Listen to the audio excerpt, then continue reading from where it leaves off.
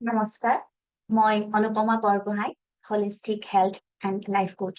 মই আজি বহু বছৰ ধৰি মানসিক স্বাস্থ্যৰ ওপৰত অধ্যয়ন আৰু অনুশীলন কৰি আছো। কিন্তু আজি প্ৰায় 1-1.5 বছৰ ধৰি মই as a health coach, as a life coach মানুহৰ জীৱন পৰিৱৰ্তন কৰিবৰ বাবে মই সহায় কৰি আহিছো। আৰু ইয়াক মই এটা মোৰ কেৰিয়াৰ হিচাপে, জীৱিকা হিচাপেও লৈছো। গতিকে মই বিচাৰো যে এই পৃথিৱীত সকলো মানুহ সুস্থ হৈ থাকক। এখন সুস্থ পৃথিৱী গঢ়িবৰ কাৰণে সকলো মানুহ সুস্থ হৈ থকাটো বহু প্ৰয়োজন। আৰু এটা কথা, WHO ৰিপৰ্টৰ মতে আমাৰ ভাৰতৰ অধিক সংখ্যক লোক 50% লোকে হেল্থি নহয়, তেওঁলোক ফিট নহয়। আৰু বহু সংখ্যক লোক আজিকালি ওজন বৃদ্ধিৰ সমস্যাত ভুগিছে। কেৱল ওজন বৃদ্ধিয়ে নহয়, আচলতে সামগ্ৰিকভাৱে স্বাস্থ্য যেতিয়া সুস্থ নহয়, তেতিয়া মানুহৰ জীৱনবোৰ বৰ জটিল হৈ পৰে। মানুহৰ কেৱল শাৰীৰিক স্বাস্থ্য ভাল হোৱাটোৱে নহয়, মানুহৰ মানসিক স্বাস্থ্য ভাল হোৱাটো বহু প্ৰয়োজন। আচলতে আমি মানসিক স্বাস্থ্য ভাল কৰিব পাৰিলে শাৰীৰিক স্বাস্থ্যও ভাল কৰিব পাৰো। কাৰণ আমাৰ স্বাস্থ্য হ'ল 20% আমাৰ শৰীৰ আৰু 80% আমাৰ মন। গতিকে সুস্বাস্থ্য বুলি ক'লে 20% আমি বাহিৰৰ শৰীৰটোৰ যত্ন ল'বই লাগিব, আৰু 80% অৰ্থাৎ সৰহ সংখ্যক আমি মনটোৰ ওপৰত অনুশীলন কৰিব লাগিব। বাৰু যিয়ে নহওক, আজি মই 1.5 বছৰ ধৰি যেতিয়াৰ পৰা মই এই অনুশীলন শাৰীৰিক স্বাস্থ্যই হওক, মানসিক স্বাস্থ্যই হওক, মানুহক যেতিয়া প্ৰশিক্ষণ দি আছো, বহু লোক উপকৃত হৈছে। আৰু সেয়াই মোৰ বাবে এটা ডাঙৰ প্ৰাপ্তি। মোৰ অনুশীলন কৰি মানুহে কেৱল শাৰীৰিক স্বাস্থ্যই ভাল কৰাই নহয়, নিজৰ জীৱনশৈলী সলনি কৰি তেওঁলোকৰ নিজৰ ঘৰুৱা যিখিনি সম্পৰ্ক, সামাজিক সম্পৰ্ক, সেয়াও ভাল কৰিছে। এটা সুন্দৰ সৰল সুন্দৰ জীৱন যাপন কৰিবৰ কাৰণে সকলো সক্ষম হৈছে। তাৰোপৰি ইতিবাচক দৃষ্টিভংগীৰে যেতিয়া জীৱনটো ল'ব পাৰে, তেতিয়া জীয়াই থকাটোৱে জীৱনৰ আনন্দ বুলি অনুভৱ কৰিব পাৰিছে। মই ইতিমধ্যে মোৰ লগত হেল্থ কোচিং কৰি বা যিসকলে মোৰ মানসিক অনুশীলন কৰি উপকৃত হৈছে, তেওঁলোকক আপোনালোকৰ ওচৰত পৰিচয় কৰাই দিছো। তেওঁলোকৰ লগত কথা পাতিছো, তেওঁলোকে কেনেদৰে এটা সুন্দৰ জীৱন, ৰোগমুক্ত, ঔষধমুক্ত বা এটা প্ৰতি মুহূৰ্ততে এনাৰ্জিৰে ভৰা, উৎসাহেৰে ভৰা এটা জীৱন যাপন কৰিব পাৰিছে, সেই বিষয়ে তেওঁলোকৰ লগত আলোচনা কৰি আপোনালোকক জনাইছো। আৰু এয়া জনোৱাৰ মুখ্য উদ্দেশ্য হ'ল, যদি তেওঁলোকে পাৰিছে, আপোনালোকেও নিশ্চয় পাৰিব। অৱশ্যে এই কথা সঁচা যে প্ৰতিজন মানুহৰ শৰীৰ বিভিন্ন, তেওঁলোকৰ জিন, DNA সকলো বিভিন্ন, আৰু সকলোৰে পৰিৱেশ পৰিস্থিতিও ভিন্ন। এই সকলোবোৰ কথাই মানুহক প্ৰভাৱ পেলায়। গতিকে মই মানুহৰ লগত এজন এজনকে বহো, তেওঁলোকৰ সকলো কথা জানো, সকলো যি তেওঁলোকৰ হেল্থৰ পেৰামিটাৰ সেইবোৰ চাওঁ।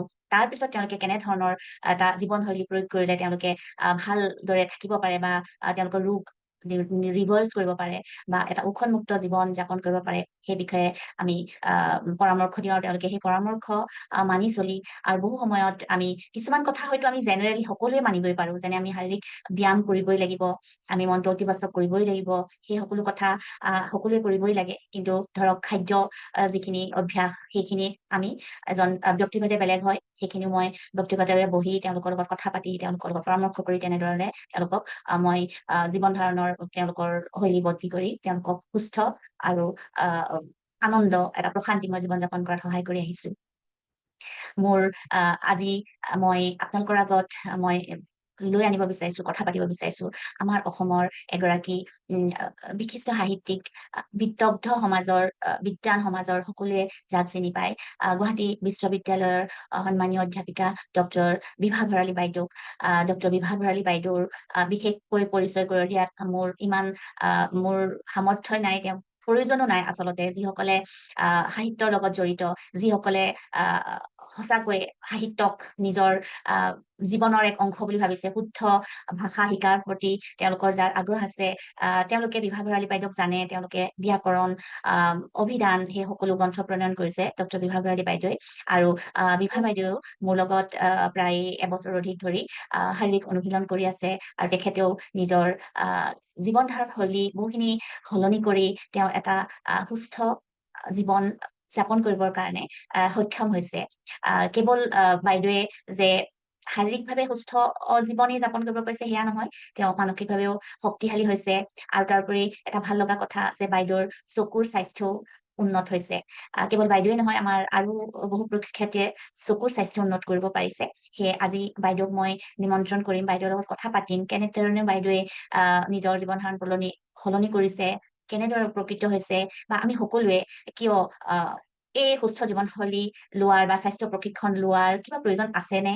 আজি ইমান বিজ্ঞানৰ যুগত চিকিৎসা বিজ্ঞানৰ ইমান উন্নতিৰ যুগত আমি চিকিৎসকৰ ওচৰত গ'লে এটা বা দুটা দৰৱ খালে ভাল পাই যাওঁ, তেনেস্থলত আমি বেমাৰ নোহোৱাকৈও কিয়নো প্ৰতিদিনে আমি এটা অনুশাসিত জীৱন মানি চলিব লাগে লগা প্ৰয়োজন আছেনে? তাৰ পৰা আমি কি ধৰণে উপকৃত হ'ব পাৰিমনো? দিনটোত এটা ঘন্টা মাত্ৰ নিজক দিলে আমি কিমান বেছি জীৱনত উপকৃত হ'ব পাৰো সেয়া আমি বাইদেউৰ জৰিয়তে জানিম। আৰু তাৰোপৰি মই চকুৰ স্বাস্থ্যৰ কথা যিহেতু কৈছো, বিশেষকৈ চকুৰ স্বাস্থ্যৰ বিষয়েও পাতিম।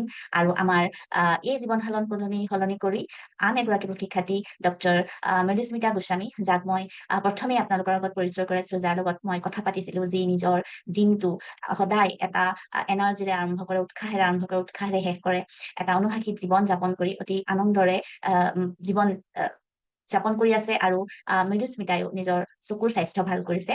আমি দুয়োগৰাকীৰ লগতে আমি কথা পাতিম। প্ৰথমে আমি ডক্টৰ বিভা ভৰালী বাইদেউৰ লগত কথা পাতো আহক। নমস্কাৰ বিভা বাইদেউ। নমস্কাৰ নমস্কাৰ। আপোনাক মোৰ এই চেনেলত পাই বহুত ভাল লাগিছে। আৰু সাধাৰণতে আপুনি সদায় কোনো এনেকে প্ৰচাৰত বা মানে ওলাই নাথাকে সামাজিক মাধ্যমত। আজি হয়তো বহুতে আপোনাক দেখিব সামাজিক মাধ্যমতে, যিহেতু মই এইটো প্ৰচাৰ কৰিম পডকাষ্টটো, গতিকে বহু লোক সুখী হ'ব বুলি মোৰ বিশ্বাস। আপোনাৰ জৰিয়তে বহু কথা জানিব। আৰু প্ৰথমে মই আপোনাক সুধিছো, আপুনি কেনে আছে? মই এতিয়া বহুত ভালে আছো। আৰু এনেধৰণে অৱশ্যে মই সামাজিক মাধ্যমত আগতে কেতিয়াও ওলোৱা নাই। আৰু মোৰ ওলোৱা নাই মানে আচলতে মোৰ হোৱাটছএপ আছে, কিন্তু মোৰ নিজৰ ফেচবুক বা ইনষ্টাগ্ৰাম এইবোৰ মোৰ নাইও। গতিকে মই বৰ অভ্যস্ত নহয় সেইবিলাকত, সেইকাৰণে। কিন্তু আমি যিহেতু আৰু এতিয়া সামাজিক মাধ্যমৰ লগত বহুখিনি জড়িত হৈ থাকিব লাগে কাৰণে মাজে সময়ে এনেকে জড়িত হওঁ, আৰু সেইটোৱে আৰু ভালে আছে।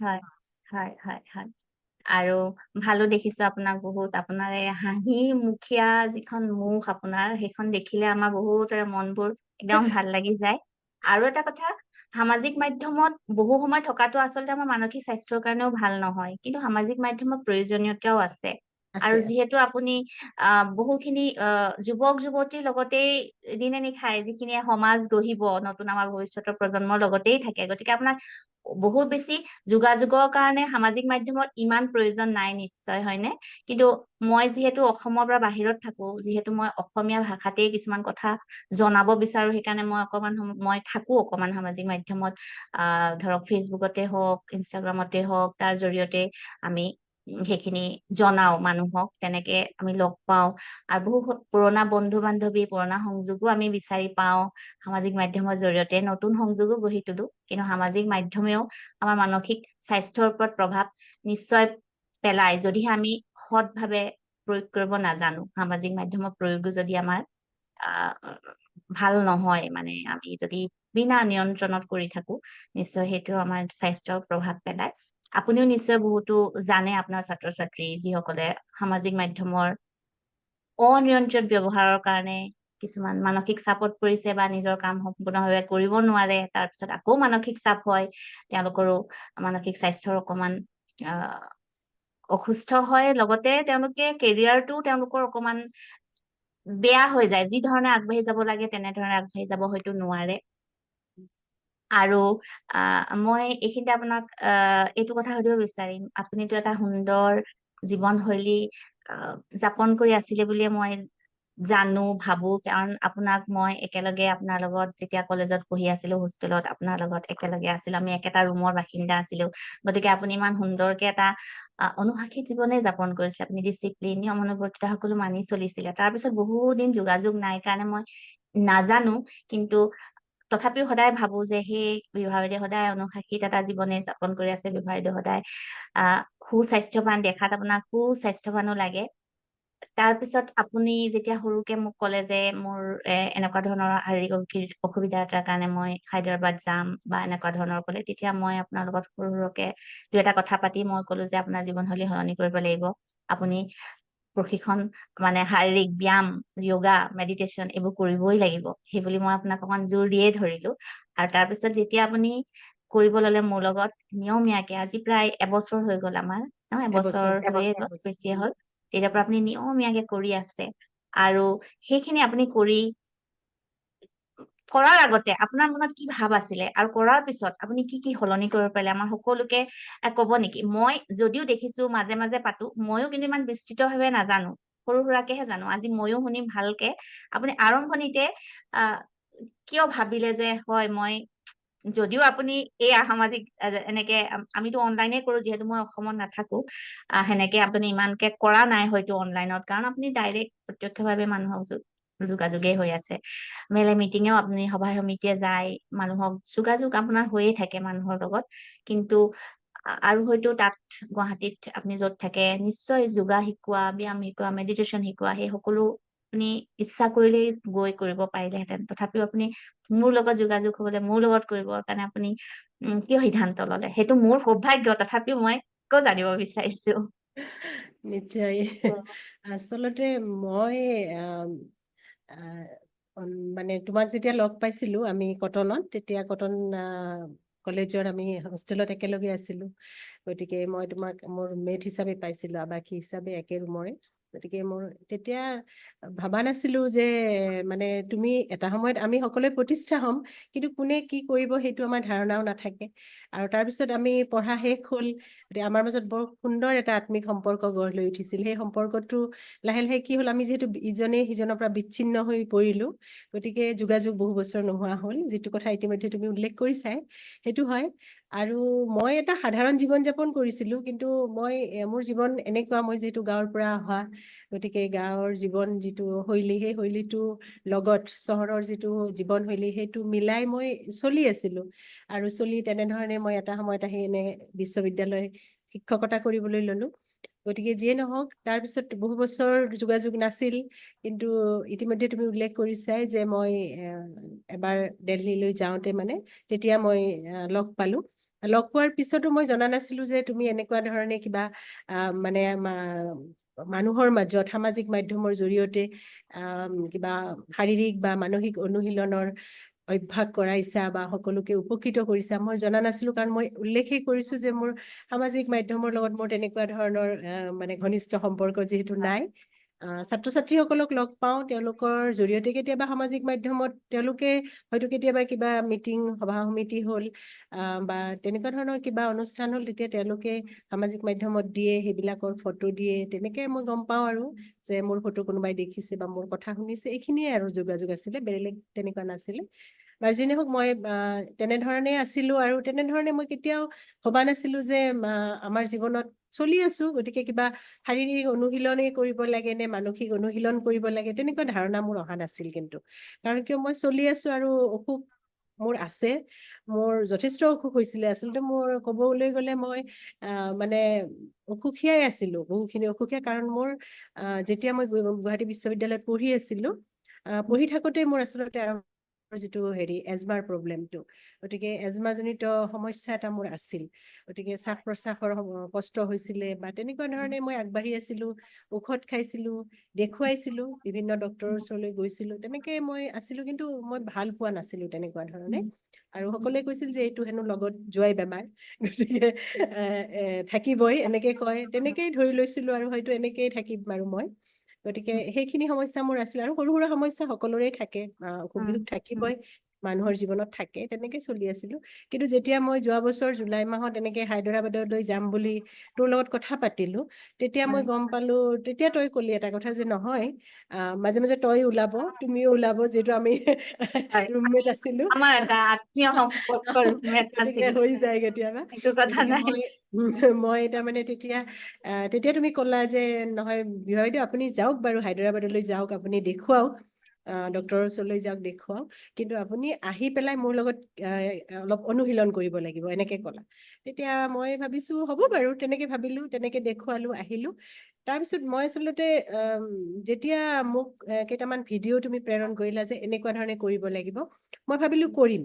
কাৰণ অসুখত ভুগি থকাতকৈ যদি শাৰীৰিক অনুশীলন বা মানসিক অনুশীলন কৰিলেই আমি সুস্বাস্থ্যৰ অধিকাৰী হ'ব পাৰো, তেতিয়াহ'লে মানসিকভাৱে সতেজ হৈ থাকিব পাৰো, তেতিয়াহ'লে আমাক সেইখিনি যথেষ্ট দৰকাৰ। আৰু আমি বিশেষকৈ যিহেতু শিক্ষকতা কৰো, কাৰণ আমাৰ ব্যক্তিত্ব মানে আমাৰ ছাত্ৰ ছাত্ৰীসকলৰ কাৰণে প্ৰেৰণাদায়ক হ'ব লাগে বা অনুপ্ৰেৰণাদায়ক হ'ব লাগে। গতিকে আমি যদি নিজে মানে ৰুগীয়া দেহা এটা শ্ৰেণীত পাঠদান কৰিবলৈ যাওঁ, তেতিয়া তেওঁলোকৰো মানে সেই ক্লাছটোৰ প্ৰতি তেওঁলোকৰ হয়তো অনীহা হৈও যাব পাৰে। আৰু হয় তেওঁলোকৰ আমাৰ প্ৰতি যিখিনি আমাৰ পৰা পাব বিচাৰে সেইখিনি হয়তো তেওঁলোকে নাপাবও পাৰে। হয় গতিকে মই ভাবিলো ঠিক আছে কৰিম। তাৰপিছত উম, মই আৰম্ভ কৰিলো মানে প্ৰথমতে মই কৈছো সঁচা কথাই কৈছো যেতিয়া মোক কোৱা হ'ল তুমি ক'লা যে মই কিন্তু 4:30টাৰ পৰা, তেতিয়া 4:30টাৰ পৰা আছিলে, ৰাতিপুৱা 4:30 চাৰে বজাত 4 বজাৰ পৰা 5:30 বজালৈ কৰিম।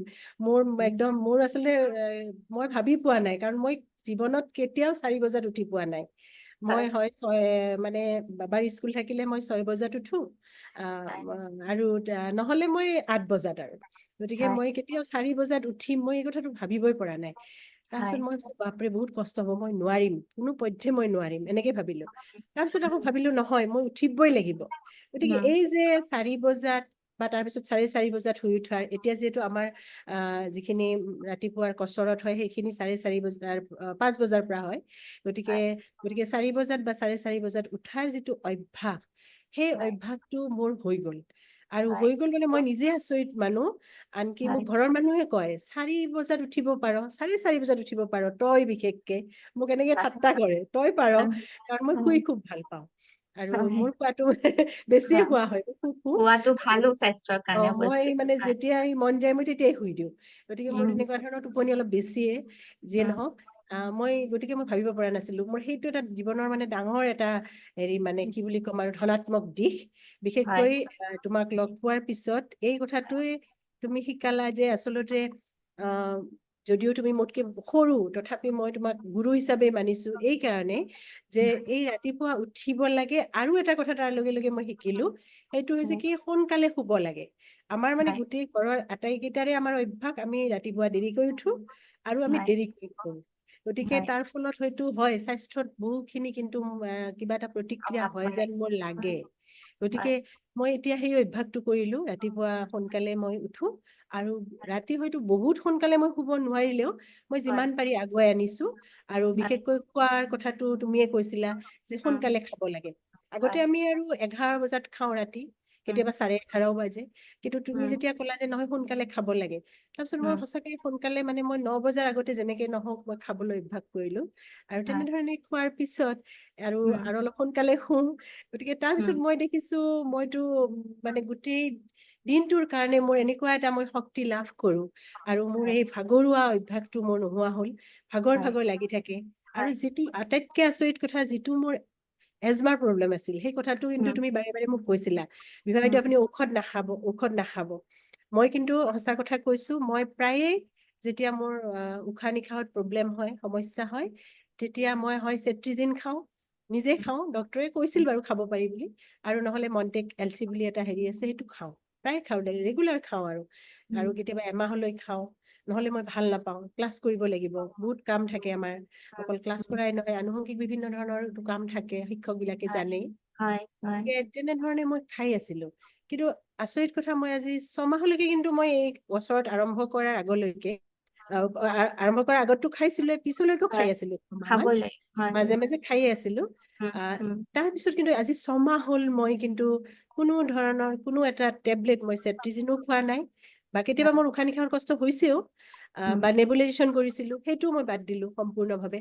সেইটোও নকৰো, কাৰণ সেইটো মোৰ ঘৰতে আছে, মই মেচিন এটা আনিয়ে থৈছিলো, প্ৰায়ে হৈ উম, থাকে মোৰ উশাহ নিশাহৰ উম, কষ্ট। উম, হস্পিটেলত উম, ভৰ্তি হোৱাতকৈ মই ভাবিছো ঘৰতেই কৰো। গতিকে উম, ঘৰতে তেনেধৰণে কৰিছিলো।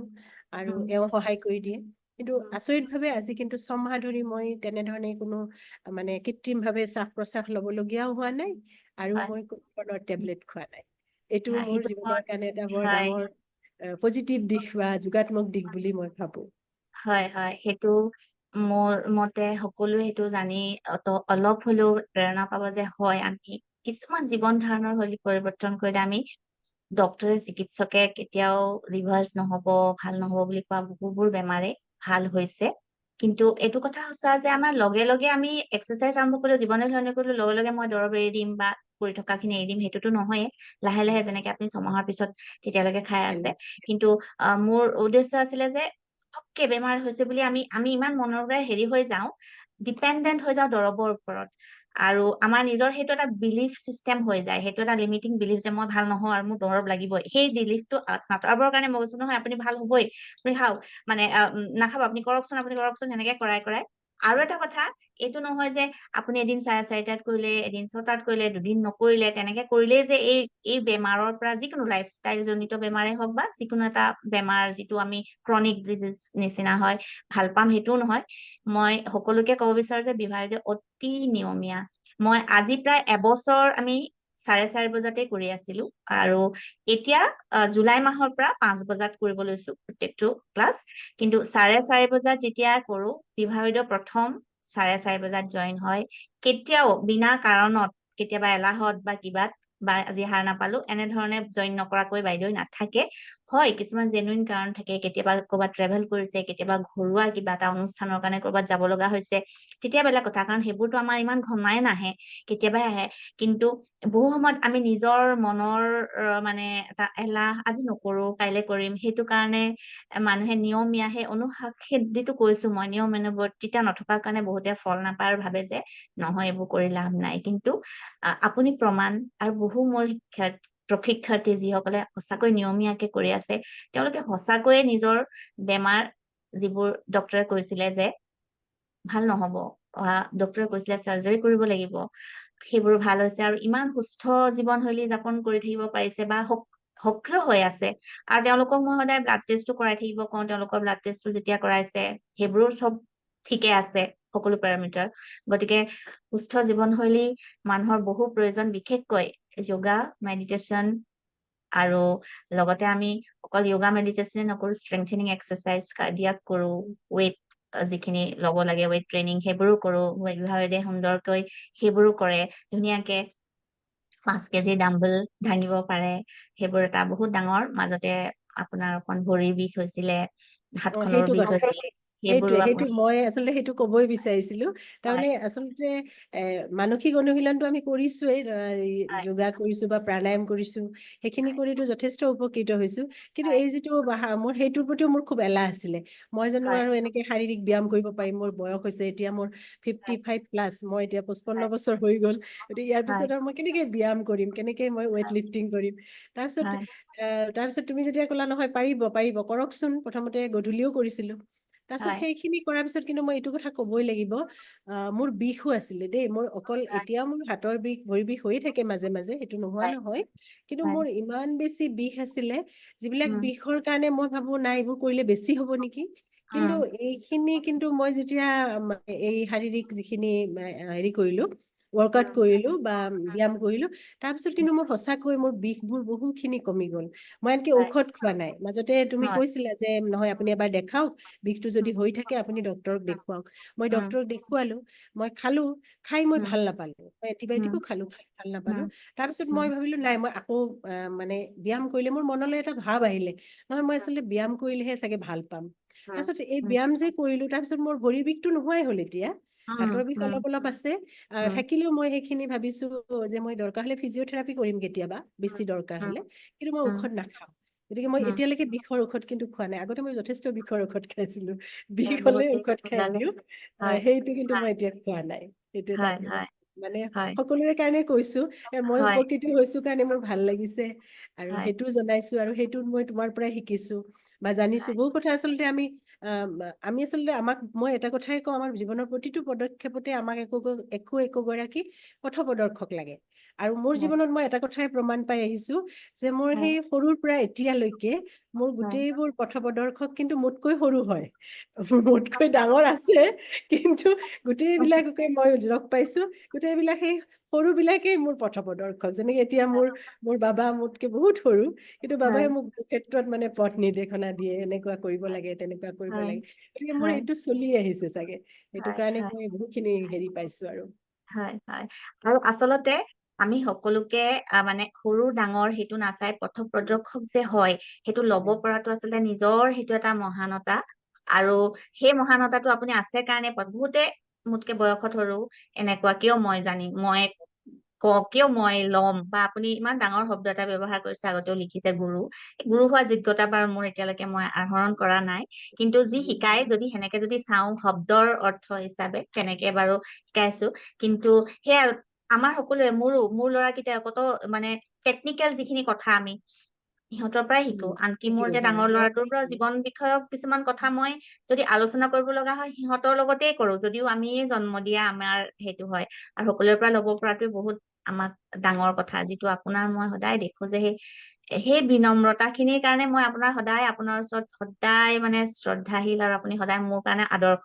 যদিও আপুনি মোক কয়, মই কিন্তু আপোনাৰ কাৰণে আদৰ্শ। আৰু এটা কথা এইখিনিতে মই কৈ যাওঁতে মনত পৰিছে, আপুনি হয়তো অকমান মনটো আপোনাৰ সলনি হৈছিলে কিয় কৰিব লাগে, আপোনাৰ এগৰাকী ছাত্ৰী আছিলে যি হেৰি এখন বৰষা বৰষা হয়, বৰষা সাহিত্য সম্পাদিকা আছিলে আলোচনীত।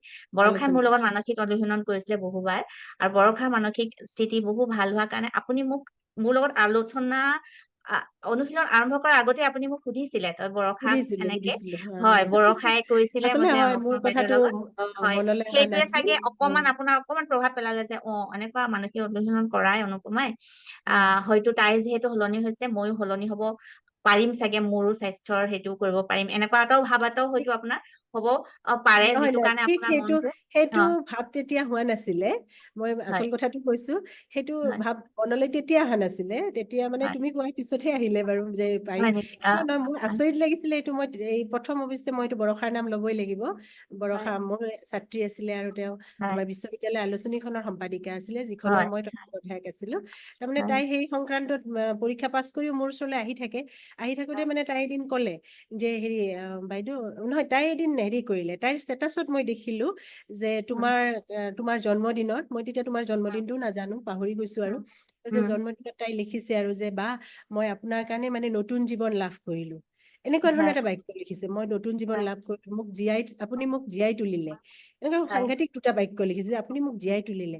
আৰু মই তেতিয়া হয় আচৰিত হলো যে অনুপমাক বৰষাই কেনেকে চিনি পালে, আৰু সেই হয় অনুপমা এই অনুপমা হয় নে নহয় মই হয় ধৰিব পৰা নাই। তেতিয়া মই হয় বৰষাক এদিন সুধিলো যে তোমাৰ হয় হেৰি, তাৰ আগতে এদিন তাই মোক কিন্তু আহি কৈছিলে যে হেৰি উম, বাইদেউ মোৰ উম, খুব ডিপ্ৰেশ্যন, এনেকে কৈছিলে। মই তাইক উম, বুজাইছো কিয় ডিপ্ৰেশ্যন হ'ব লাগে তোমাৰ, হ'ব নালাগে নহয়। মই তাৰমানে দেখিলো তাইৰ চুলি খিনি কাটিলে।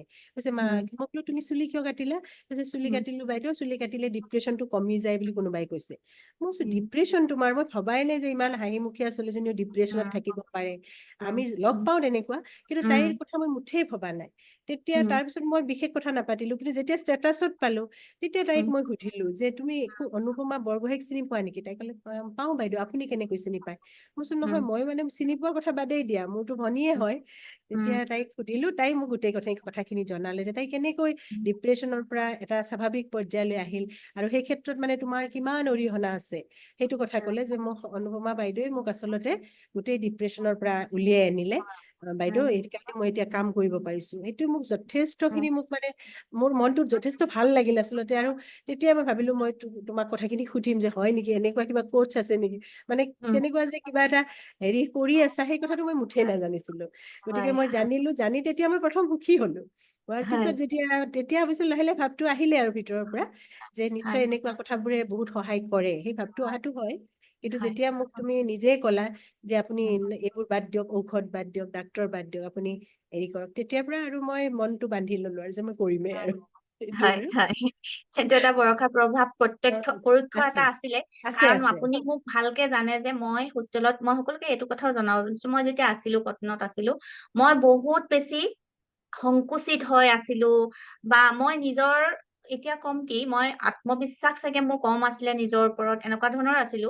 উম, আৰু আহ এতিয়া যে মই এনেকে কথা পাতিছো, বা মানুহক যে মই উলিয়াই আনিব পাৰিছো, হয়তো সেই সময়ত থকা মই, আৰু যিটো কাৰণে মই ভাবো যে মই বহু প্ৰাপ্যৰ পৰা বঞ্চিত হলো, বা বহু সময়ত মই কিছুমান অন্যায় বা হেৰিৰো অকমান বলি হলো, বা যিখিনিয়ে হয়তো মানুহক এতিয়া ডিপ্ৰেশ্যনত মানুহে নিয়ে, বা মই তেতিয়া সেই শব্দটো আমাৰ দিনত ইমান নাছিলে, হয়তো ময়ো কেনেবাকে গৈছিলো, কিন্তু মই নিজে নিজৰ লগত যুঁজি যুঁজি ওলাই আহিলো। আৰু বহুবোৰ কৰ্চ কৰিছো মই, যতে যেনেকে পাওঁ পঢ়িছো, কিতাপতো বহুত বহুত কিতাপ পঢ়িছো, বহুত ইউটিউবৰ ভিডিঅ' মটিভেশ্যনেল কেনেকে নিজক কৰিব চালো, চাইও সেইবোৰ যেন খন্তেকীয়া মানে নহয়। যেতিয়াৰ পৰা মই প্ৰশিক্ষণ ল'বলৈ ললো, যেতিয়াৰ পৰা অনলাইন মানুহ মানে প্ৰশিক্ষণ দিয়া মই দেখিলো, বহুত কোচ আছে, পথ প্ৰদৰ্শক আমাক লাগে, আপুনি যিটো কৈছে ময়ো তেনেকে মই মোৰ পথ প্ৰদৰ্শক বিচাৰি পালো। আৰু এটা কথা, মই যেতিয়া বুদ্ধ দৰ্শনত অনুশীলন কৰিব ললো,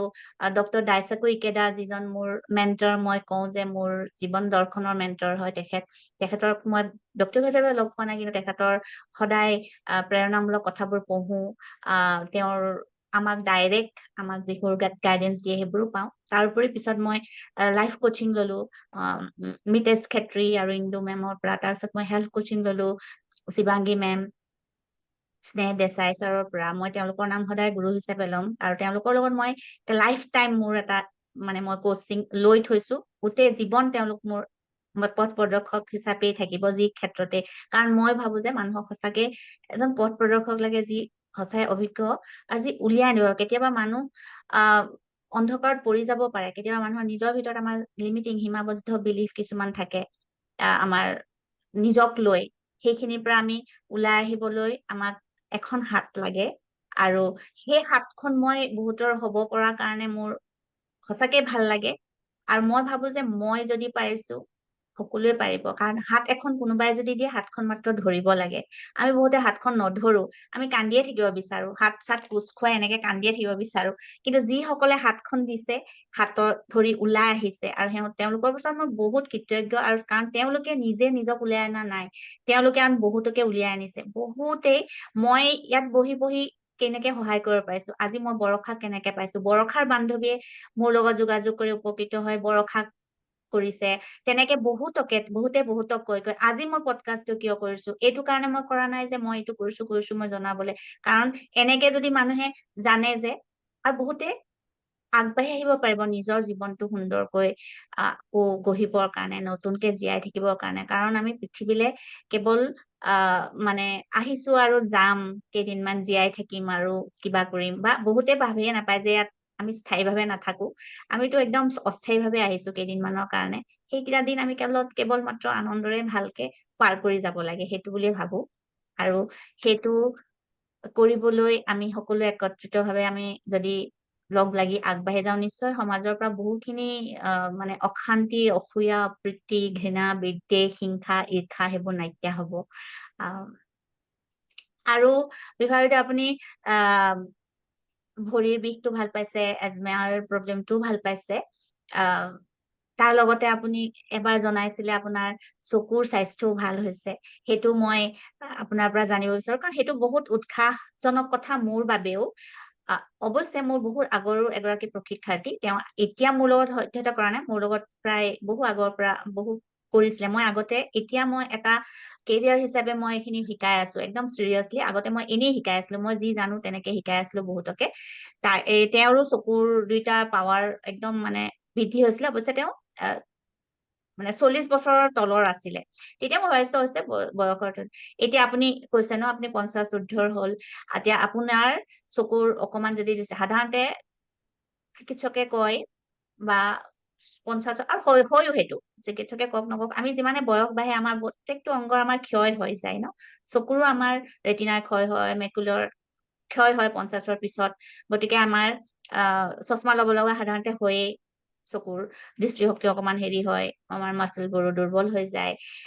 তাৰ পিছতো আপোনালোকে চকুৰ সম্পূৰ্ণ দৃষ্টিশক্তি হেৰি হৈ যোৱা নাই, বোলে একেবাৰে চকু চশমা পাৱাৰ একদম পাৰ হৈ গল চশমা লগত, কিন্তু তথাপিও আগতকে বহুত ভাল হৈছে। সেইটো মোৰ কাৰণে বহুত উৎসাহজনক কথা, আৰু মোৰ কাৰণেই নহয় আৰু বহুতৰ কাৰণে উৎসাহজনক কথা।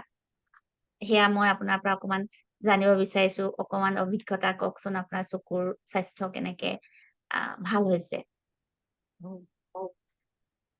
এইটো বৰ এটা মোৰ কাৰণে এটা বিৰল অভিজ্ঞতাই বুলি ক'ব লাগিব।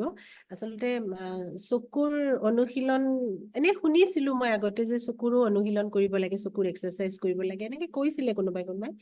মই বিশেষ ভবা নাছিলো আৰু চকুৰ অনুশীলন কৰিলেনো চকুৰ কি মানে মানে কি বা উপকাৰ হয়, মই ঠিক তেনেধৰণে কিবা এটা বিশেষ অনুমান কৰিব পৰা নাছিলো। কিন্তু মই যেতিয়া তোমাৰ লগত এই এবছৰে গোটেইখিনি অনুশীলন কৰোঁতে দেখিলো যে চকুৰো অনুশীলন কৰিবলৈ তুমি শিকালা। আৰু চকুৰ অনুশীলন কৰোঁতে মই লাহে লাহে কিন্তু এটা কথা মন কৰিছিলো, কাৰণ মই চশমাযোৰ খুলিলে মই একোৱে দেখা নাপাওঁ। কাৰণ মোৰ ইমান চশমাযোৰ মানে মোৰ গোটেই চশমাযোৰ অনবৰত মই পিন্ধিয়ে থাকো, সেইকাৰণে মই দেখা নাপাওঁ, একেবাৰে দেখা নাপাওঁ চশমাযোৰ মানে নিপিন্ধিলে। দূৰৰ হয়তো অলপ দূৰৰ বস্তু কেতিয়াবা অলপ দূৰৰ দেখা পাওঁ, ওচৰতো একেবাৰে নাপাওঁ। গতিকে মই অনুশীলন কৰি থাকোঁতে থাকোঁতে কিন্তু মন কৰিছিলো যে যেতিয়া আমাৰ অনুশীলনটো শেষ হয় ৰাতিপুৱা, তেতিয়া মই সদায় মানে বাহিৰলৈ ওলাই যাওঁ আমাৰ কোৱাৰ্টাৰৰ। মই যিহেতু বিশ্ববিদ্যালয়ৰ আৱাসত থাকো, গতিকে মই আমাৰ চাৰিওফালে সেউজীয়াবোৰ আছে, গতিকে সেইকাৰণে মই ওলাই যাওঁ। ওলাই গৈ মই অকণমান ঘূৰি আহোঁ, চাৰিওফালে চকু ফুৰাওঁ, গছ-গছনিবোৰলৈ চাওঁ।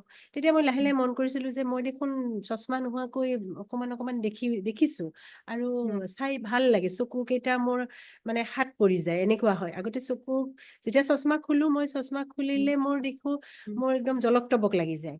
কিন্তু তাৰপিছত মন কৰিছিলো মই দেখিছো নেকি, এনেকুৱা এটা ভাৱ আহিছিল মনলৈ, কিন্তু মই ইমান নিশ্চিত হোৱা নাছিলো। কিন্তু যোৱা এপ্ৰিল মাহৰ মই 10 তাৰিখে মই কাজিৰঙালৈ গৈছিলো, আমি সপৰিয়ালে গৈছিলো। কাজিৰঙালৈ গৈছিলো, আচলতে দেৰগাঁৱলৈ গৈছিলো। যাওঁতে মই কাজিৰঙাত সোমাই আমি যেতিয়া 11 তাৰিখে নহয় 10 তাৰিখে আমি হেৰি কৰিলো, আমি জীপ চাফাৰী কৰিছিলো কাজিৰঙা। আমি ঘুৰিব গলো অভয়াৰণ্যলৈ, সোমাই গলো যেতিয়া, তেতিয়া মই এনেই ভাবিলো এবাৰ চশমাযোৰ খুলি দিওঁ আৰু তেনেকে চশমাযোৰ খুলি মই আচৰিত ভাৱে দেখিলো যে মইতো গোটেইখিনি দেখা পাইছো, আৰু ইমান বতাহ মাৰি আছে, তথাপিও মোক একো চকু কেইটাত মানে মোৰ চকু দুটাত কোনো কষ্ট পোৱা নাই। আৰু মই গোটেইখন ঘূৰি গোটেই বহুত 1 ঘন্টা সময়, প্ৰায় 1-1.5 ঘন্টা সময় ঘূৰিছো আমি। গতিকে ঘূৰি আহিলো, আহি দেখিলো যে মই সঁচাকৈ ইমান ভালকৈ দেখা পালো, মানে মোৰ নিজৰে আচৰিত লাগিল। তেতিয়া মই ভাবিছো যে এই চকুৰ অনুশীলনে এইখিনি কৰিছে, কাৰণ মইতো আজি এবছৰ মই চশমা মই সলোৱা নাই, বা মই কোনো ধৰণৰ দৰৱ ব্যৱহাৰ কৰা নাই, চকুৰ দৰৱ। গতিকে এইটো নিশ্চয় মোৰ চকুৰ অনুশীলনৰ ফল। গতিকে মই সঁচাকৈ ইমান মোৰ ভাল লাগিল। মোৰ লগত এওঁলোক আছিলে, আৰু মোৰ ভন্টি এজনীও গৈছিলে। মই ভন্টিকো কলো যে মই দেখোন দেখিবলৈ পাইছো, মানে দেখা পাইছো। তাৰপিছত আৰু মোৰ ভাল লাগি পেলাই মই আচলতে আহি সেইটো মই আমাৰ গ্ৰুপত মই দিলো, যে মোৰ এটা বৰ ডাঙৰ অভিজ্ঞতা হ'ল এইবাৰ, যে মই এনেকে গোটেই অভয়াৰণ্যখন মই চশমা খুলি পেলাই মই চাইছো। মাজে মাজে হয়তো চশমাযোৰ মই পিন্ধিছো যেতিয়া ধূলি আহিছে বা কিবা অলপ হেৰি হৈছে, সুবিধা পাইছো, এইটো বেলেগ কথা। কিন্তু মই দেখা পাইছো, এইটো কিন্তু বৰ ডাঙৰ কথা। আৰু এতিয়াও মই এক্সাৰচাইজ কৰিলে মই ৰাতিপুৱা চশমা খুলি, আগতেতো চশমাই পিন্ধি মই আগতে বাৰে প্ৰতি চশমাখন পিন্ধি চাই থাকে আপুনি মোক। পিন্ধি পেলাই মই হয় চাওঁ, দেখা নাপাওঁ, কিন্তু হয় মানে কি দেখুৱাইছা সেইখিনি চাই লৈ আকৌ। এতিয়া কিন্তু সেইটো অভ্যাস মোৰ নাই, কাৰণ মই সেইটো প্ৰয়োজন নোহোৱা হৈছে। কেতিয়াবা অকমান চাবলগীয়া হয়, কিন্তু প্ৰায় নাই। মই এতিয়া দেখা পাওঁ তাৰমানে এইখিনি হয়, চকুৰ অনুশীলনৰ ফল বুলি মই দৃঢ়ভাৱে ক'ব পাৰো। কাৰণ আমাক কিন্তু চকুৰ এক্সাৰচাইজ দৰকাৰ, মই ভাবিছো। আৰু এইটো যিহেতু প্ৰয়োজন মোৰ এতিয়া 55 বছৰ হোৱাৰ পিছতো যিহেতু মোৰ হেৰি হৈছে, অলপ কামত আহিছে, গতিকে মই হয় ভাবো নিশ্চয় কম বয়সৰ সকলোৰে আৰু কাৰণে নিশ্চয় সকলোৱে এই অনুশীলনটোৰ সকলোৱে প্ৰয়োজন আছে, মই ভাবো হয় আৰু তেনেধৰণে। হয় হয় হয় হয় হয় চকুৰ আচলতে চকুৰ ব্যায়াম মানুহে মানে সকলো কৰিলেও চকুৰ ব্যায়ামটো ৰেগুলাৰ নকৰে মানুহে। অৱশ্যে চকুৰ ব্যায়াম অকল যে এনেকে মানে এটা যোগা ক্লাছত গৈয়ে কৰিব লাগে তেনেকুৱা কথা নাই, কিন্তু যিকোনো সময়তেও কৰিব লাগে চকুৰ ব্যায়াম, কৰিব পাৰে। কিন্তু আমি যদি এটা অনুশাসন মানি কৰিয়ে যাওঁ যে এইটো সময়ত চকুৰ ব্যায়াম অকমান সময় কৰো, আমি কিমান সময় কৰো, খুব বেছি 10 মিনিটে কৰো চকুৰ কাৰণে। চকুৰ কৰো, মগজৰ কৰো, মুখৰ কৰো, সকলোৰে কৰো, এটা এটা অংগৰ প্ৰত্যেকটো অংগতে মানে গুৰুত্ব দি কৰো। কাৰণ গোটেই শৰীৰটো অভাৰঅল ভাল হৈ থাকিলে আমি সামগ্ৰিকভাৱে আমাৰ সুস্থতাটো বেছি দৰকাৰ, সেইকাৰণে গোটেইটো কৰো। তাৰোপৰি মানে সুস্থ জীৱনশৈলী, আমি যিবোৰ খোৱা বোৱাৰ পৰা আৰম্ভ কৰি যিবোৰ আমি যেনেকে শুইছো, মেলিছো, উঠিছো, সেই সকলোবোৰ যেতিয়া আমি অনুশীলন কৰো, আমাৰ সামগ্ৰিক স্বাস্থ্য ভাল হোৱাৰ লগতে চকুৰ স্বাস্থ্যও ভাল হয়। সেইটো প্ৰমাণিত, বয়স যিয়েই নহওক কিয়। আৰু বহুবাৰ আগতে মোৰ বয়স, মই চবতকে বেছি, আপুনি সেইবোৰ খুব কৈছিলে, কিন্তু মই সদায় কব লওঁ বয়স এটা মাত্ৰ নম্বৰহে। বয়স এটা মাত্ৰ নম্বৰহে। মই এতিয়া সদায় কওঁ বয়স এটা মাত্ৰ নম্বৰহে।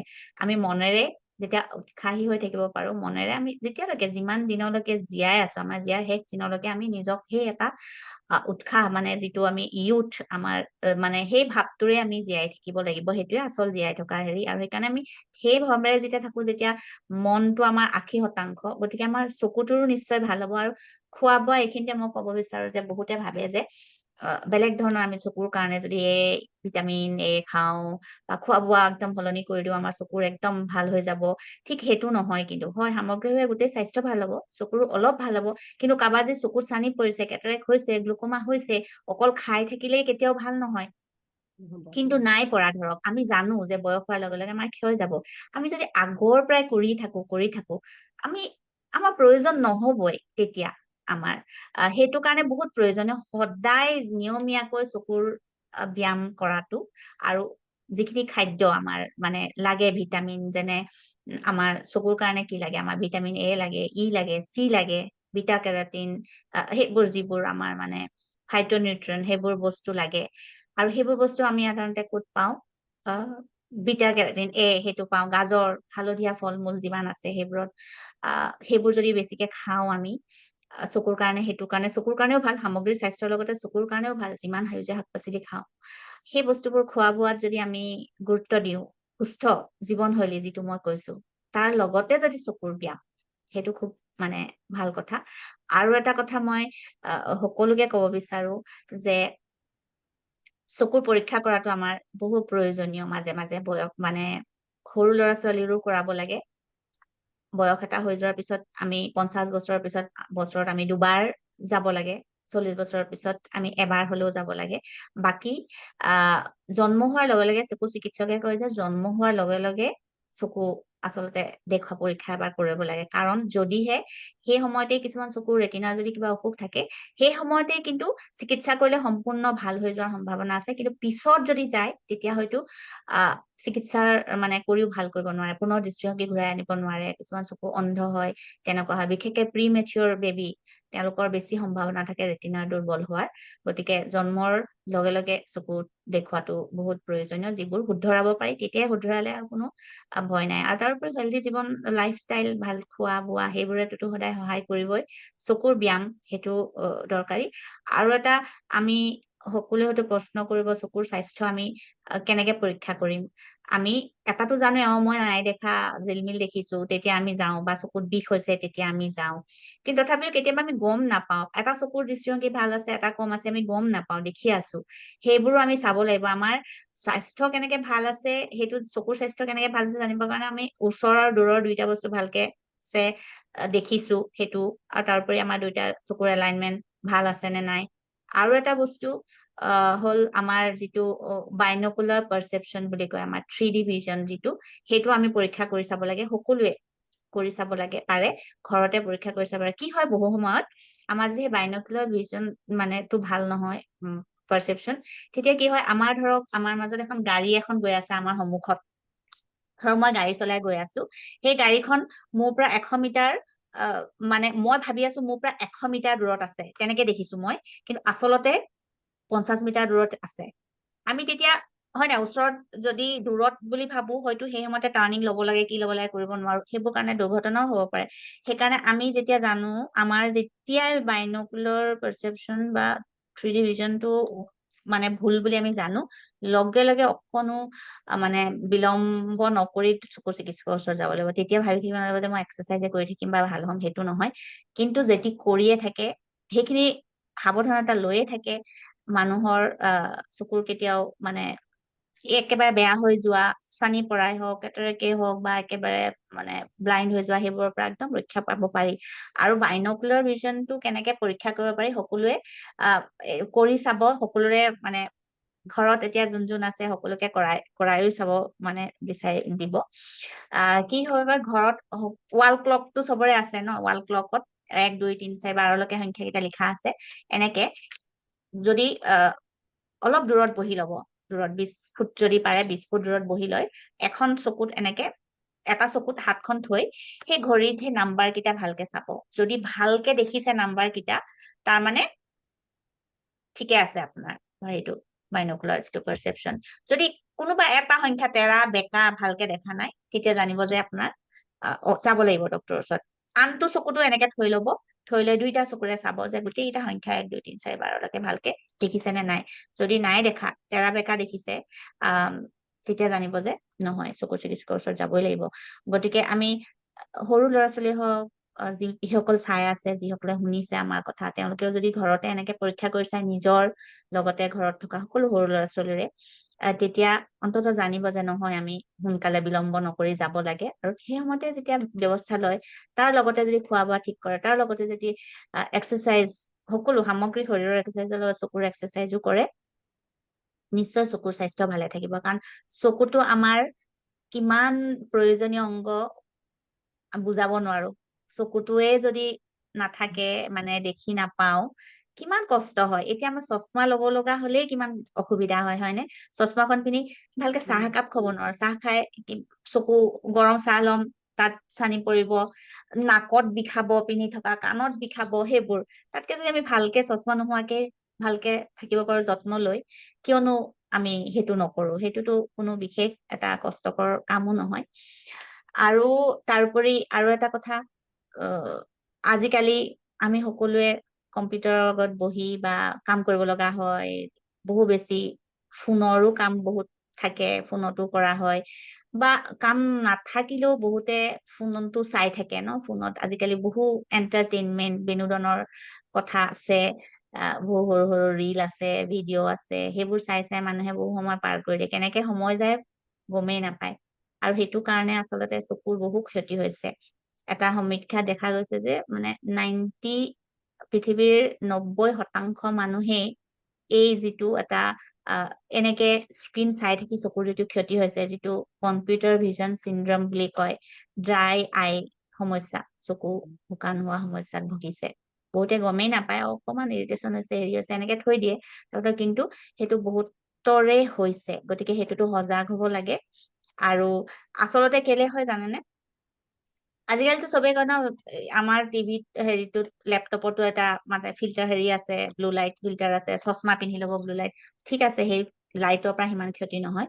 কিন্তু কি হয়, আমি যেতিয়া একেথেৰে স্ক্ৰীনলৈ চাই থাকো, আমি চকুৰ যিটো টিপ মাৰিবলে ন, চকুৰ পলক যিটো এনেকে কৰো যে, সেইটো ব্লিংক কৰাটো কমি যায়।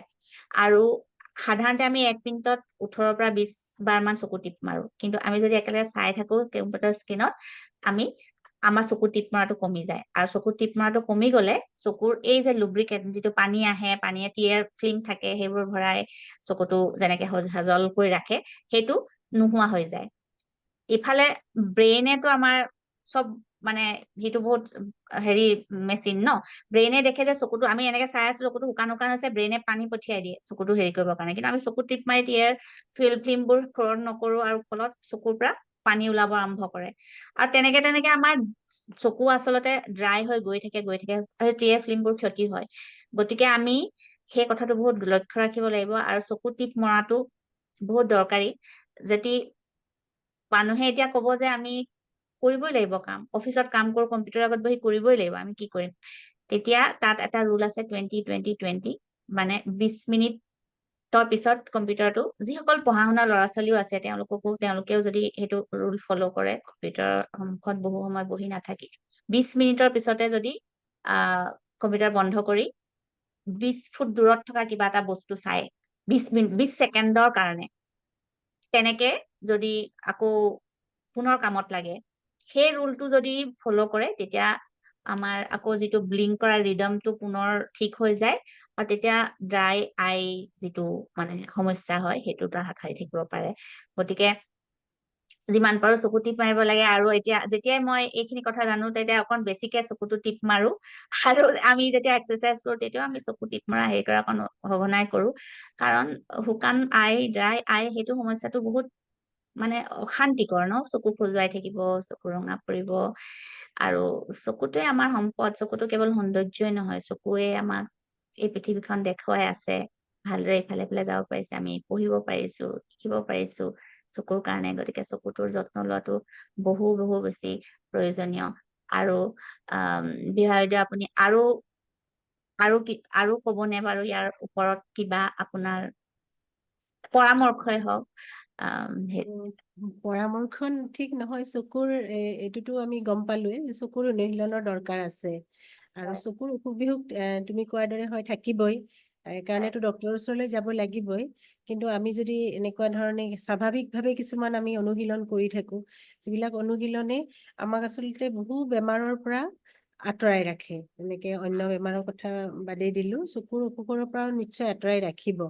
আৰু এইটোতো হয়, এতিয়া আমাৰ প্ৰয়োজন হৈ গৈছে, আমি কম্পিউটাৰ ব্যৱহাৰ কৰিব লাগিব বা আমাৰ মোবাইলটো আমি ব্যৱহাৰ কৰিবই লাগিব, সেইটো হয়। কিন্তু তাৰ মাজে মাজে যিটো তুমি ক'লা এইমাত্ৰ বিৰতিটো দৰকাৰ, আৰু সেইখিনি বিৰতিয়ে নিশ্চয় আমাৰ নতুন প্ৰজন্মৰ কাৰণে আৰু বেছি দৰকাৰ, কাৰণ নতুন প্ৰজন্মই আমাতকৈও বহুত বেছি সময় এতিয়া স্ক্ৰীনত কম্পিউটাৰ বা এই ধৰণৰ স্ক্ৰীনৰ লগতেই জড়িত হৈ থাকে। তেওঁলোকৰ কাম কাজেই হওক বা পঢ়া শুনাৰ ক্ষেত্ৰতো এতিয়া তেওঁলোকৰ কাৰণে যথেষ্ট দৰকাৰ হৈছে, যিটো আমাৰ সময়ত নাছিলে। গতিকে মই ভাবো নিশ্চয় চকুৰ অনুশীলনৰ এই ক্ষেত্ৰত প্ৰয়োজন আছে, আৰু সেইটোৱে নিশ্চয় তেওঁলোকক অন্ততঃ কিছু সকাহ দিব বুলি মই ভাবো আচলতে সেইটো। হয় হয়, আপুনি ছাত্ৰ ছাত্ৰীসকলক ক'ব পাৰিব, যিসকল আপোনাৰ ওচৰতো আহিয়ে থাকে কিমান গাইডেন্সৰ কাৰণে, আৰু আপোনাৰ ওচৰত যিসকল ৰিচাৰ্চ গৱেষণা কৰিবৰ কাৰণে আহে, গৱেষকসকলেতো কিমান বেছি, আজিকালিতো পেপাৰ চাই চাই ইমান নপঢ়ে, কম্পিউটাৰতে ৰিচাৰ্চ কৰি কম্পিউটাৰ উলিয়াই পাৰে। গতিকে তেওঁলোকেও যদি সেনেকে 20-20-20 ৰুলটো ফ'ল' কৰে, আৰু মই আশা কৰিম সকলোকে যিমানকে হলেও সেই যিটো বাইনকুলাৰ পাৰচেপশ্যনৰ যিটো টেষ্টটো, সেইটো যাতে ঘৰতে বহি তেওঁলোকে কৰি চাই ভালকে সংখ্যাখিনি দেখিছে নে নাই দেখা, সেইটো কৰে যদি মই ভাবো যে উপকৃত হ'ব। আৰু তাৰপিছত চকুৰ এক্সাৰচাইজবোৰ, চকু ব্লিংক কৰা, চকু ঘূৰোৱা, সেইবোৰ যাতে ৰেগুলাৰ কৰি থাকে, আৰু চকুটোক খুব মৰম কৰে, ভাল পায়। আমি যেতিয়া চকুৰ এক্সাৰচাইজ কৰি শেষ হয়, তেতিয়া চকুত হাত থৈ আমি কওঁ যে, এটা এফাৰ্মেশ্যন দিওঁ যে আমাৰ দৃষ্টিশক্তি সম্পূৰ্ণ ভাল, আমাৰ চকু সম্পূৰ্ণ সুস্থ, চকুৰ প্ৰতিটো কোষ সুস্থ হৈছে, সজীৱ হৈছে। আচলতে সেইবোৰ কথা আমি যেতিয়া পজিটিভ কথা কৈ থাকো, সেই পজিটিভ কথাখিনিয়ে আমাক বহুত প্ৰভাৱ পেলায়।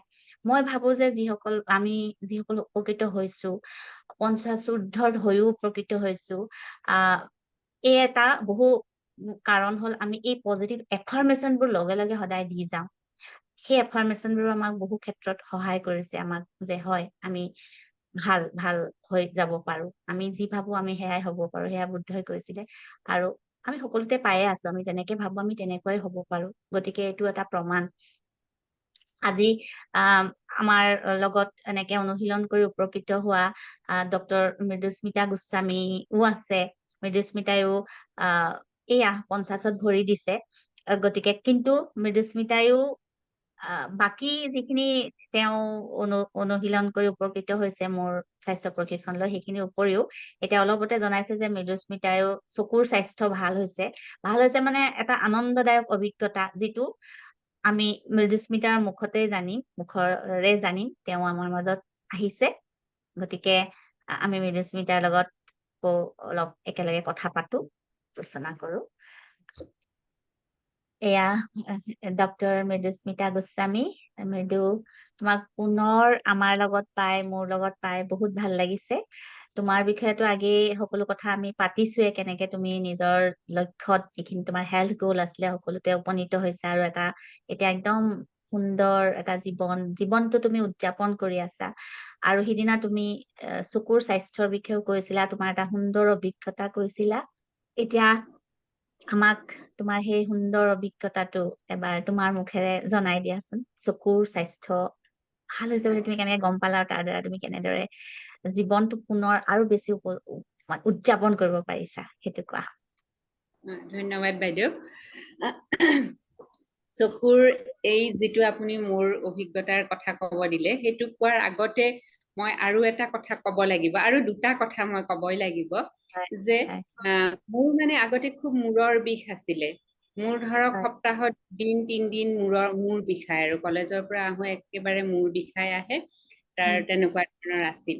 সেই মূৰ বিষ যেতিয়াৰ পৰা আপোনাৰ লগত মই এইবিলাক হেল্থ কোচিং নাইবা যোগা, প্ৰাণায়াম, মেডিটেশ্যন, ৱৰ্কআউট এইবিলাক কৰাৰ কিছু মাহ পিছৰ পৰা সেই মূৰৰ বিষটো লাহে লাহে কমি আহিছে। এতিয়াতো মোৰ এইকেইদিন মই লক্ষ্য কৰিছো, মোৰ যে মানে জুলাইৰ 1 তাৰিখৰ পৰা ছামাৰ ভেকেশ্যন ষ্টাৰ্ট হৈছে, এইখিনি সময়ত এদিনো মূৰ বিষোৱা নাই, যিটো হোৱা নাই। সেইটো ক'বই লাগিব। আৰু তাৰ লগত আৰু এটা কথা ক'ম, যে মই সেই কথাটো আপোনাক আজি কেইমাহ মান আগতে কৈছিলো, মই গোটত লিখিছিলো হয়। যে মোৰ 2003 এক্সিডেন্ট এটা হৈছিলে, স্কুটাৰ এক্সিডেন্ট হৈছিলে। হয়। তাতে মোৰ মানে হাজবেণ্ডৰ হেলমেটত লাগি মোৰ এইখিনি চকুৰ ঠিক এইখিনিতে আৰু এই জেগাখিনিত মই দুখ পাইছিলো। দুখ পোৱাৰ পিছত মই ডাক্তৰক দেখুৱাত ডক্তৰে কৈছিল এইটো একো নাই, উপৰুৱা বিষ আৰু একো নাই। কিন্তু মোৰ বিষ লাগি আছিলে 2003 পৰা 2023 লৈকে মোৰ সেই বিষটো লাগি আছিলে। মোৰ মানে এইখিনি জেগা চুলে বিষটো পাওঁ। মোৰ অলপ হেৰিও হয় যে বিষটো নকমিলে কম, বিষটো নকমিলে। তাৰপিছত কিন্তু এবাৰ যে আমিতো এইবিলাক কৰি আছো, আপুনি বিভিন্ন এইবিলাক টেপিং হেৰি এইবিলাক এনেকুৱা ধৰণৰ বিলাক কৰিব দিয়ে, কৰি আছো। তাৰপিছত এদিন হঠাৎ মই ফিল কৰিছিলো মোৰ এই বিষটো নাই। সেইদিনা যে মই এনেকে চকুটো এনেকে ঘূৰাব দিছিলো, সেইদিনাখন তুমি ফিল কৰিছিলা? হয়, সেইদিনা হয়নে? মই মোৰ বিষটো নাই। সেইটো তেনেকুৱা নোহোৱা হৈ গ'ল। এতিয়াও মাজে মাজে চাওঁ মই, কিন্তু বিষটো নাই। সেইটো এটা 2 নম্বৰ কথা। 3 নম্বৰ কথাটো হৈছে যে চকুৰ এইটো মানে মোৰ জাষ্ট এনেকুৱা 2022 লাষ্ট মানৰ পৰা মোক মানে অলপ যেন এনেকুৱা হৈছিলে, চশমা হলে ভাল লাগে আৰু চশমাযোৰ পিন্ধিলে পঢ়ি বা লিখি তেনেকুৱা ভাল লাগে। সেইটো হোৱাৰ ফলত লাহে লাহে সেইটো অলপমান বেছি হৈ যাব ধৰিলে। তাৰপিছত মোৰ বেয়া লগা কথাটো আছিল যে মই শুই শুই মানে কিতাপ এখন লৈ শুৱতেই, যেতিয়াই শুওঁ তেতিয়া কিতাপ এখন লৈ মই ভাল পাওঁ। ৰাতি হওক নাইবা দিনত বিচনাত গলেও কিতাপখন ললে ভাল লাগে। তাৰপিছত সেইটো কৰিব নোৱাৰা হৈ গলো। যে মানে চশমাযোৰ নহলে হেৰি নালাগে, ভাল আৰু বহি বহি মানে বাহিৰা কিতাপ কিবা পঢ়িলে বহি বহি পঢ়ি মই ভাল নাপাওঁ। সেইটো মানে সৰুৰে অভ্যাস আৰু তেনেকুৱা। তাৰপিছত সেইদিনা মই এখন সৰু অস্তৰাগ কিতাপখন মই পঢ়া নাছিলো, লগৰ এজনে দিলে। তাৰপিছত মই মানে পঢ়িব ষ্টাৰ্ট কৰিলো, বিচনাত শুই পেলাই ষ্টাৰ্ট কৰিলো। তাৰপিছত মই দেখিলো যে মইতো মানে চশমা নাই, চশমা নোহোৱাকে পঢ়িব পাৰিলো। তাৰপিছত গোটেই কিতাপখন মোৰ মানে আৰম্ভ কৰিল, ছেকেণ্ড দিনা মোৰ শেষ হৈ গল। গোটেই কিতাপখন মই চশমা নোহোৱাকে পঢ়িলো। আৰু তাৰ মানে আধা খিনি মই শুই পেলাই পঢ়িলো। কলেজ বন্ধ আছে, ল'ৰা স্কুল যায়, মই অকমান মানত মানে বিৰাট বিলাসিতা আৰু সেইটো মই তেনেকে ভাল পাওঁ, পাৰিলো। তাৰপিছত মই সেইটো হেৰি কলো আৰু আপোনাক যে এনেকুৱা হৈছে, সেইটো মানে সাংঘাতিক ভাল লগা। তাৰ পিছত হ'ল, তাৰ পিছত নেক্সট ডে আৰু এখন ষ্টাৰ্ট কৰিলো, এইখন আছে গীতামণি মায়াবৃত্ত নেকি? হয়, সেইখন আৰম্ভ কৰিলো। সেইখনতো আৰু অলপ বেছি ইণ্টাৰেষ্ট লাগিল। সেইখনটো মানে এদিনৰ ভিতৰত ৰাতিপুৱা ষ্টাৰ্ট কৰিলো, 7টা 7:30টাত কিতাপখন শেষ হৈ গল। মই এদিনা ভালকে মানে ভাত ৰান্ধোতে, লাঞ্চ বনাওতেও অকমান কিবা মানে কৰি থৈ দিছো আৰু সেইখন পঢ়োতেও চশমা নিবি। মোক কৈছে এনে চশমা তশমা কিয় পিন্ধা নাই, এনেকে যে পঢ়ি আছা। নাই, মোৰ চশমাৰ দৰকাৰ মানে। আৰু পঢ়াৰ পিছত চকু দুটাই যে কষ্ট পাইছে ঠিক তেনেকুৱাও নহয়, চকু দুটাই কষ্ট পোৱা যায় পঢ়ি উঠাৰ পিছত। সেইটো মানে মোৰ কাৰণে ভিক্টৰী আৰু এইটো। সেইটো বৰ ভাল কথা। যদি তোমাৰ চকুকেইটাই বিষোৱা নাই, মাচুলবোৰৰ বিষোৱা নাই, যদি ধৰা জোৰ জবৰদস্তি কৰি পঢ়িব লগা হোৱা নাই, সেইটো বহুতেই ডাঙৰ কথা। কিন্তু তথাপিও মই ভাবো যে তুমি এবাৰ দেখাই লৈ আকৌ এবাৰ চকু মানে চাবা, যদি পাৱাৰটো, যদি চশমাৰ পাৱাৰ সলনি কৰিব লগা হয়, এতিয়া যদি তুমি বেছি পাৱাৰ লৈ আছা, যদি কমাব লগা হয়, সেইটো বহুত ডাঙৰ ভাল কথা হব ন। সেইটো মানে ডাঙৰ এটা এইখিনি কব নোৱাৰাকে গোটেই ঘটনাটোৰ মানে আঁৰত আছে আমি এই ৰাতিপুৱাৰ যিখিনি কাম কৰো, সেই গোটেইখিনিৰ মানে অন্তৰালত সেইখিনি কাম আচলতে আছে। এই চকুৰ যিখিনি কাম কৰো বা যিবিলাক আমি কৰো, তেজ যোগাই হওক, হেৰি হওক, মানে ধৰিব নোৱাৰাকে লাহে লাহে মানে আপগ্ৰেড হৈ গৈ থাকে বস্তু মানে। সেইটোৱে মানে পুতুককে হৈ যোৱা নাই, লাহে লাহে লাহে লাহে হৈ গৈ আছে। আৰু এই লাহে লাহে হৈ যোৱাটোৱে মানে সেইটোৰ মানে স্থায়িত্বটো বেছি হয় বুলি হয়ে আৰু সেইটো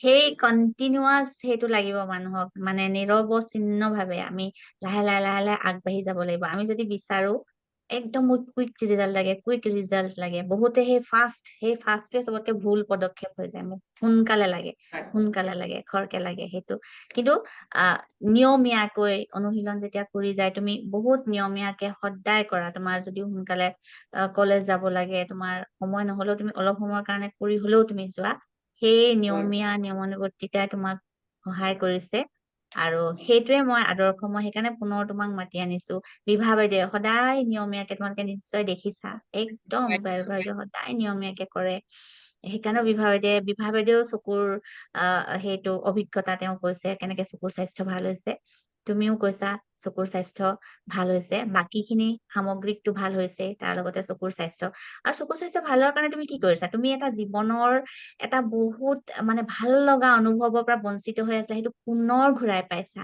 জীৱনটো নতুনকে আকৌ এটা পুনৰ জীয়াই থাকিবলৈ পুনৰ নতুন আনন্দৰে জীয়াই থাকিবৰ কাৰণে তুমি দুগুণ উৎসাহ পাইছা সেইটো বহুত ডাঙৰ সাফল্য আমাৰ এই অনুশীলনৰ সেইটো পুনৰ তুমি সেইখিনি কথা তুমি ভাগ বতৰা কৰাৰ বাবে তোমাক বহুত ধন্যবাদ আৰু মই তোমালোক দুয়োকে সুধিব বিচাৰিম বিভা বাইদেউকো সুধিব বিচাৰিম যে এতিয়া এবাৰ মই বিভা বাইদেউক কৈছো যে আপুনিতো ঘৰত তাতো শিকিব পাৰে সকলোতে আজিকালি য়োগা চেণ্টাৰ আছে জিম আছে মানুহ সকলো যায়েই আজিকালি গাঁৱে ভূঞেও আছে মানুহে গম পাইছে স্বাস্থ্যৰ যে যত্ন লব লাগে জিমলৈ যায় য়োগাও শিকে অনলাইনো শিকে মোৰ লগত যে প্ৰশিক্ষণ কৰি মানে বেলেগ বিশেষত্ব বা অকমান বেলেগ কেনেধৰণৰ কথাত আপোনালোকে অনুভৱ কৰিছে বেলেগ যিটো এটা আনতকৈ যিটো এটা বেলেগ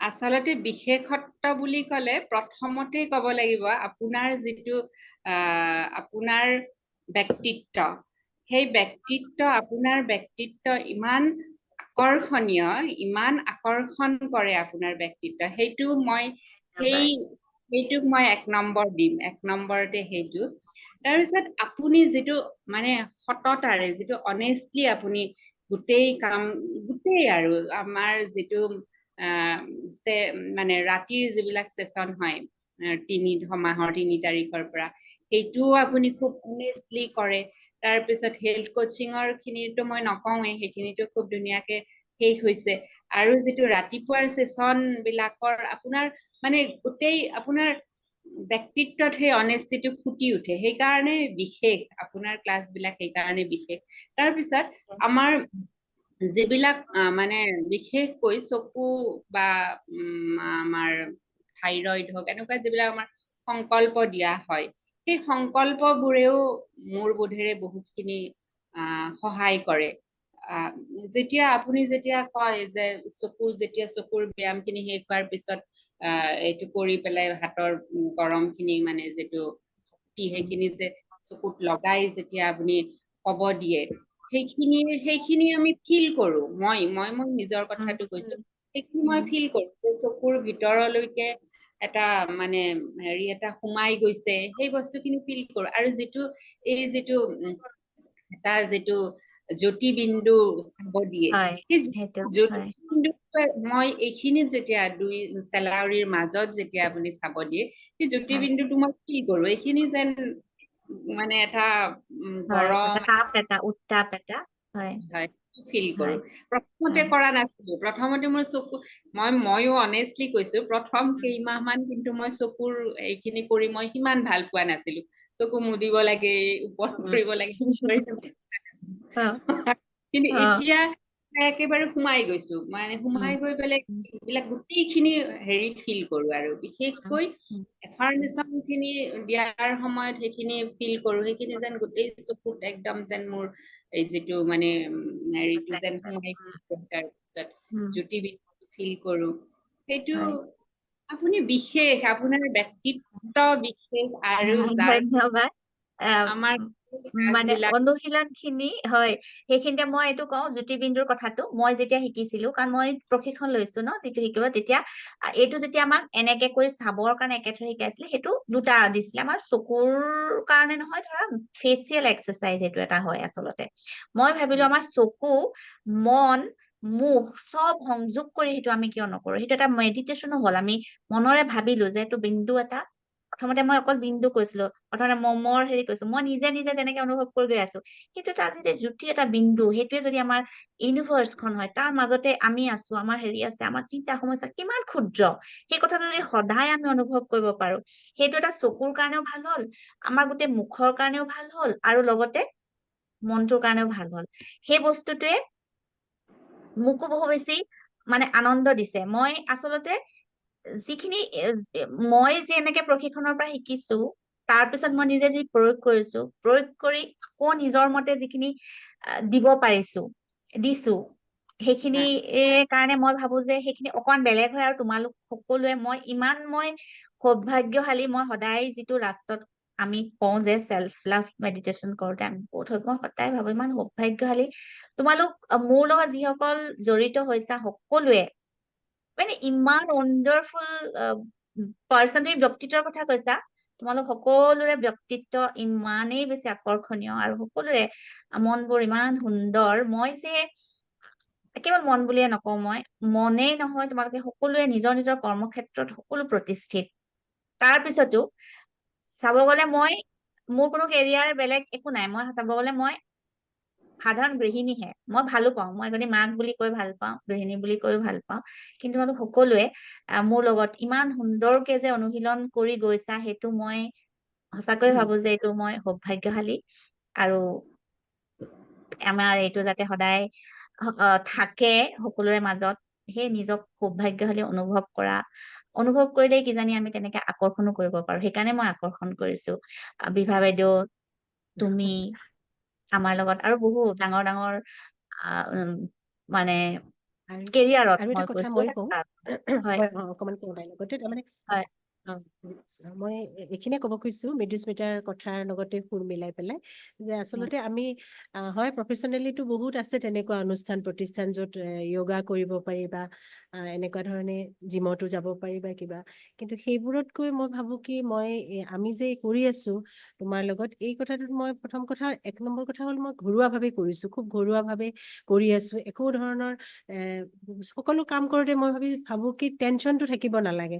যদি আমাৰ উদ্বিগ্নতাটো থাকে, তেতিয়াহ'লে আমি কোনো কামেই ভালকৈ কৰিব নোৱাৰো। গতিকে কোনো ধৰণৰ উদ্বিগ্নতা নথকা